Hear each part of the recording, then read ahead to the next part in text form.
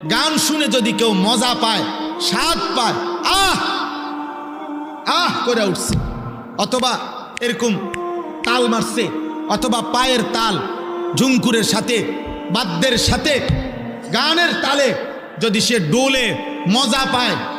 নড়াচড়া করে, স্বাদ পায়, আহ করে,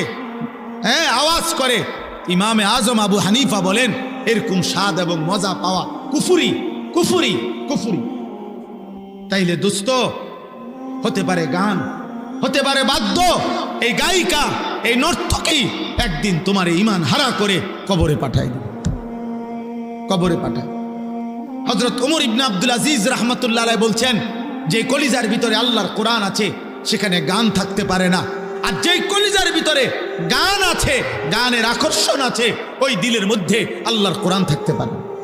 লা ইয়াজতামিউ ফি কলবিন ওয়াহিদিন